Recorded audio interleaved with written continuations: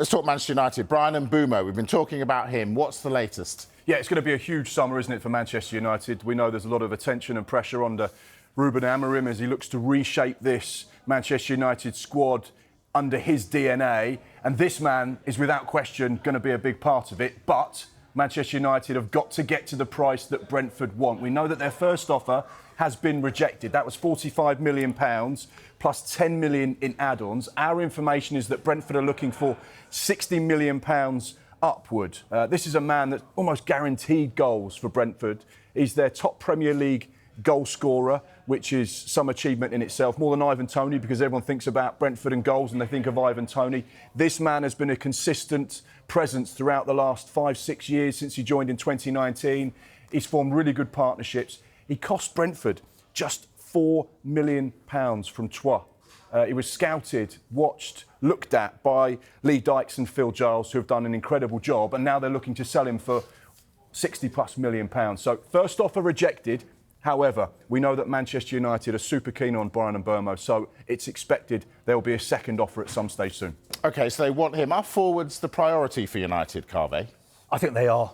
Scoring goals was a major problem for United last season. They're moving quickly to address that glaring weakness. We've already seen them complete a deal for Matheus Cunha.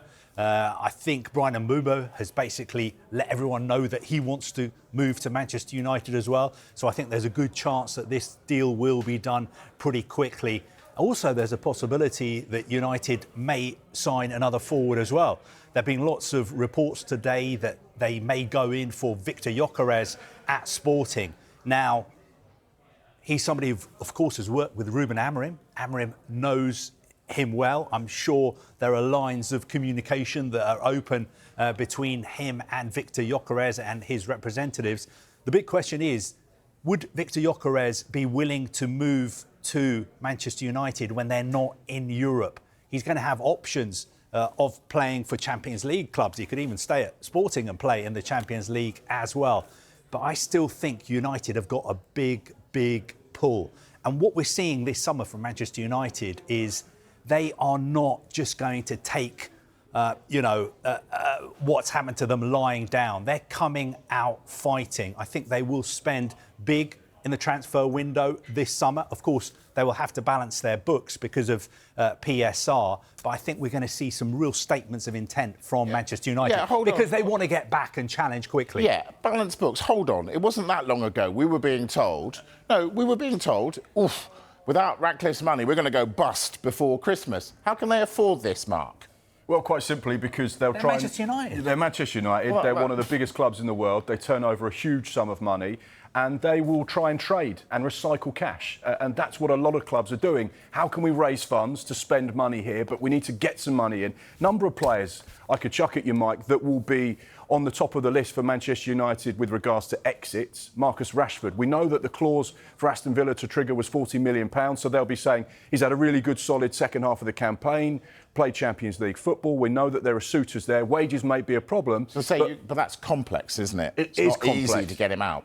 But if there is someone that can come to the table at Old Trafford and say, we want Marcus Rashford and we're willing to pay £30-40 million, that will be offsettable 100% with regards to PSR because he's a homegrown academy product. So therefore, those are the ones that tick boxes. The same with Alejandro Garnacho, the same with Jadon Sancho. We know that there are players there potentially that could raise upwards of £100 million. Okay. Obviously, United need someone to knock on the door and say, we want to buy these players, and right now that's where the problem lies. I'm guessing Antony is another one who could head out, and there's news that he might go back to a former manager.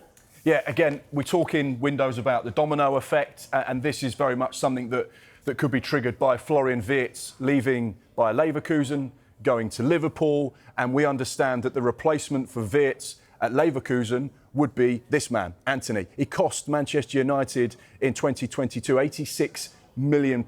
Huge investment. Safe to say it hasn't quite worked out yet at Old Trafford. But could he potentially link up with someone he knows very well? Erik ten Hag, the new Bayer Leverkusen boss. He's already signed him once for Ajax, signed him twice at Manchester United. Could he sign him a third time at Bayer Leverkusen? Now, this is one to keep an eye on because we know that potentially there could be some big investment there that Manchester United could recoup back. But the important thing to point out with regards to these kind of finances, and that's your initial question, is that it's not always cut and dry. Manchester United paid £86 million for him, but there will be wages, bonuses, agency fees on top of that. And ultimately, the profit they'll make, or the profit they'll have to play with regards to signing new players, is what's called the book price. Now, his book price will be not 86 because he's been there for some time, but it might not be as low as people think. So they may sell him for 50 million, just for argument's sake. Doesn't mean that they've got 50 million to spend. It depends on what his book price is. So, yeah, one to keep an eye on. Definite interest from Bayer Leverkusen.